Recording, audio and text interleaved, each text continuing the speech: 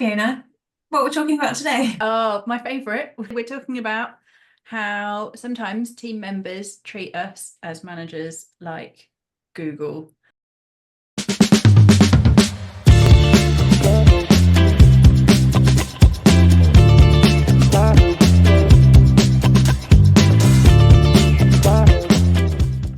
In fact, actually, not just Google. I think these days probably their AI companion as well. Their co-pilot. Yeah, Copilot. It's like, no, you've actually got Copilot now. Stop it. Go and ask Copilot what to do. We do. We don't have co-pilot. Oh, Only very senior, important people in suits get co-pilot. oh, Ooh. okay. So some institutions I've spoken to have got Copilot. Very cool. And I was asked by somebody recently if I had any training available for how to help people who are responsible for taking minutes to use AI for their minute taking. And I was like, oh, I don't, but I could make some because that sounds like a useful resource for people. Anyway, back to the point. I think, I think this is something that's really common, and I think I learned this lesson the hard way in my first line management role, where people would come to me and go, oh, Fiona, what's this? Oh, Fiona, where can I find that? Oh, Fiona, what's the other thing? Or who do I speak to about this? And I found it infuriating, so much so that I worked in a shared office that was open plan. There were about 10 of us in there. And I had this little paper sign that hung off the end of my desk that said, today Fiona is, and then I would change the post-it note that was stuck on it, depending on what I was working on and how available I was to answer random questions from team members, because some days it was so endless. I just wasn't ever getting my own work done. So, yeah, end of rant. Yeah, people should, we need to find some better strategies for not being Google to our team members.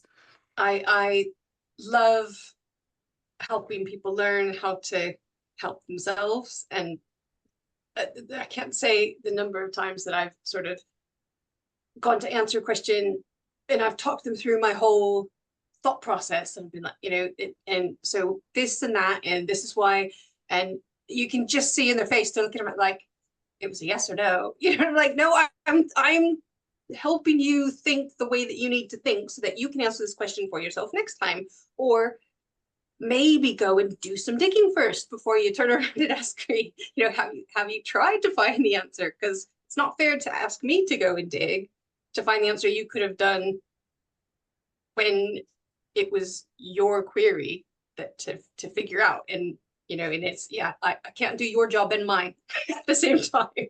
It gets it can be very frustrating. I'm absolutely over the moon when somebody comes to me and says, I've already looked at this, I've already looked at this, and I thought maybe it would be this, but I'm not sure. Can you, am I on the right track? Yes, please. Happy to have those conversations all day long. Because that and then yes, okay, they've got the right instincts, or they're learning, or they've taken on board what I've said before, and they've, done the legwork. You have to do the legwork if you're going to learn and you're going to get better at what you do, and ultimately make your life easier. And it's not just for our benefit as the manager. It's how frustrating is it if you're sat around going, well, my manager isn't available, so I can't ask this really basic question. But actually, you can answer it yourself because it's all out there. Everything. I love when people, particularly talking to Google, when people ask you, what is this? And I'm like, I don't know. And so I Google it, and then I send them the results. And I'm like, I just Googled it. Like, that's all you have to do. What I should do is not Google it for them and say, I don't know. Why don't you try Googling it? I know I can see you, Rachel. As you're saying, why are you doing it for them?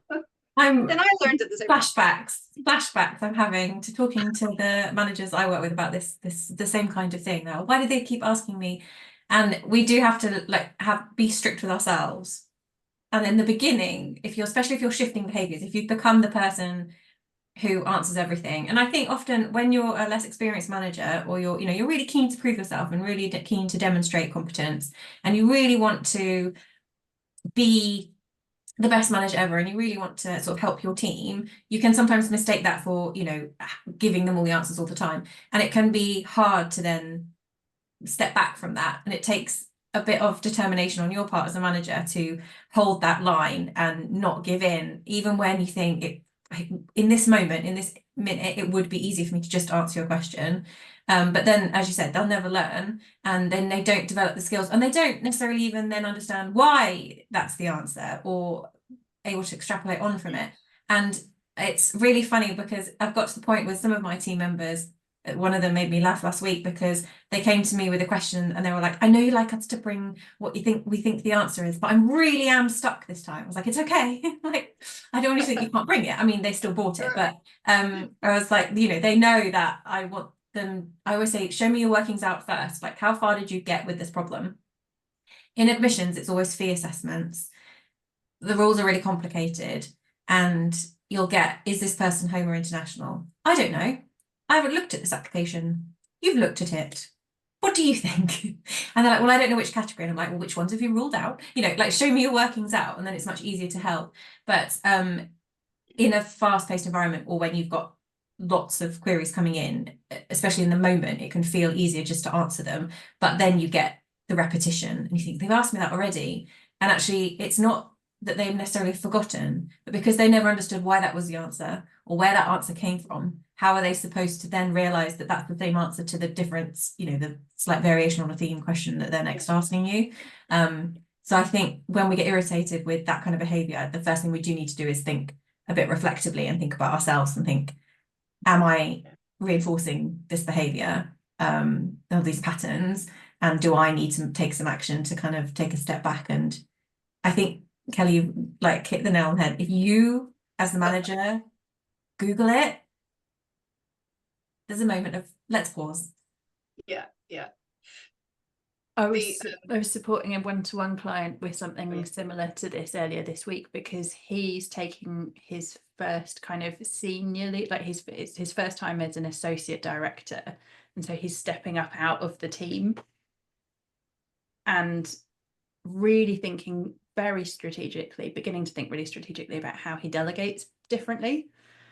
And it's been so helpful because we've been talking a lot about the distinction between management and leadership, and going, okay, well, if we're defining management loosely as helping people to know what to do and potentially how, depending on their experience, leadership is helping them to know how to think.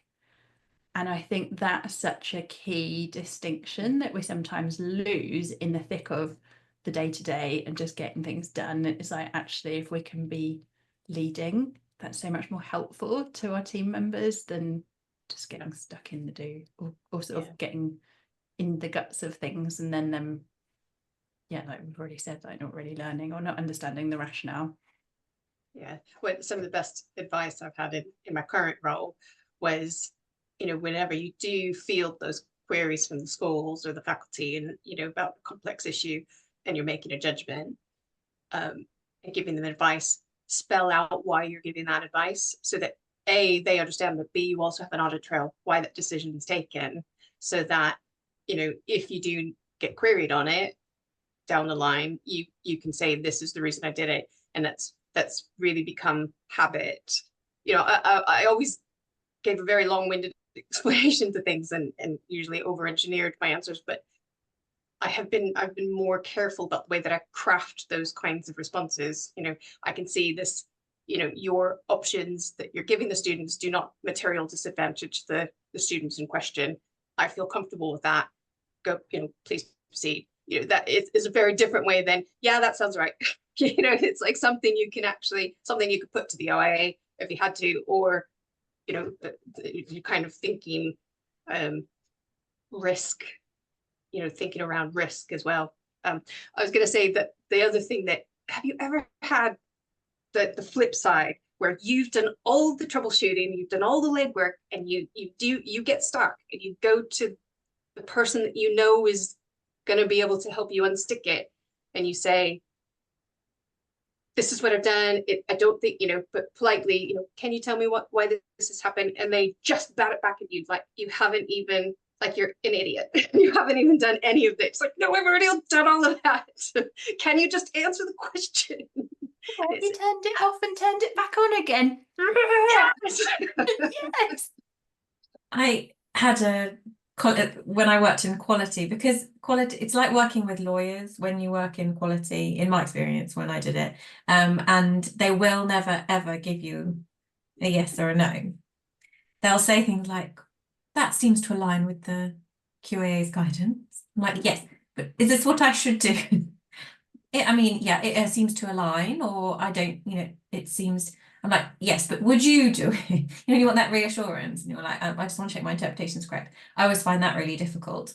But on the flip side, I often do not give people a yes or a no, or that is what to do. I will use that way of saying it. So someone's made a recommendation of when I've got them to that point, where they're thinking, I've got to this point and I'm just not sure and I want to check it, but they've gone through that learning around going and doing the research themselves. If they come to me, it might not be exactly what I would have done or exactly the way I would do it. It's not wrong, and it's near enough, and they've done all the working. I will say, yeah, I'd do something similar, definitely, so that they feel very empowered that they've made a recommendation and that I've okayed it, rather than going back and saying yes, as in like that is 100% definitely the thing to do, when it sometimes it isn't. There's lots of variations on a theme, or no, do this. And then them looking at it being like, well, that's just like 7 words difference. Really, is that different? So I try and think as well, it's like working out what's okay to let go when they're in that sort of learning space and when they're exploring things themselves. Which is a fine line, yeah. On balance, usually we'd say, no, I need a declarative statement. Just tell me what the right thing is. It makes me think about when a previous institution, the regulations were rewritten to remove the extraordinary number of normalies, because they were the cause of all problems, because the regulation would say normally da da da da da da. So of course everyone would be like, this is an exception. Is it though? This isn't normally, or whatever. And it was an absolute nightmare. And it does make you realize just how, when things can seem quite straightforward and the answer is clear to you, not necessarily as simple as a yes or no, but the answer seems clear, that actually there are so many nuances to something that if someone doesn't have all the layers of experience or the context, like if they don't know all of the background, which sometimes junior staff don't always know everything that you know, it can be really challenging to kind of explain why one option is better than another when it doesn't necessarily seem like there's a huge difference between the two.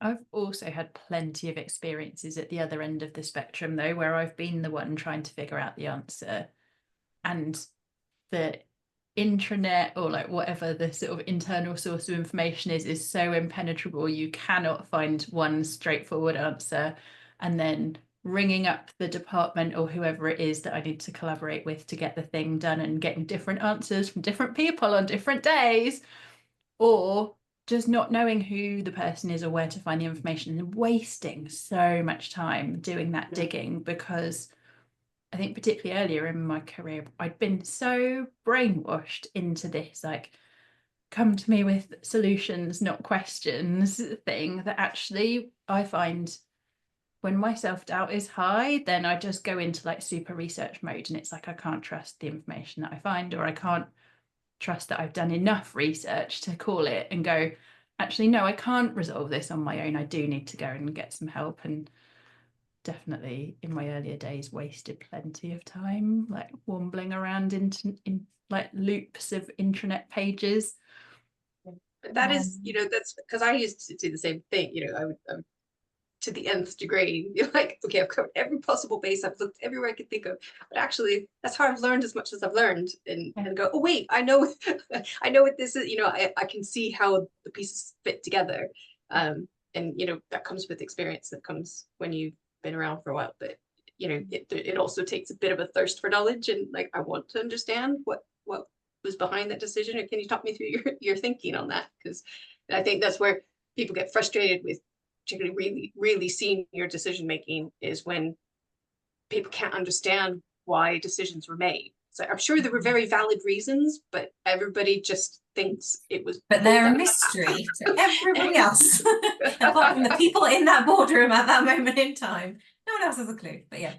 Oh, I could show on the topic of not knowing. So this is, we were talking about being, managers aren't experts. They are really experienced and they know a lot, but they're not legal. But one of my ex-teams, when I left, they gave me this mug as a leaving present, and it says, "I'm not bossy, I just have better ideas." And I said to them, love it. "Are you trying to tell me something?" And they all looked very, very innocent and said, "No, just have good ideas." So it was like, I'll take that as a win. Why not? We can do a whole episode one day on how bossy is such a gendered word. Let's leave that. Thanks for joining us, guys. We'll see you next time.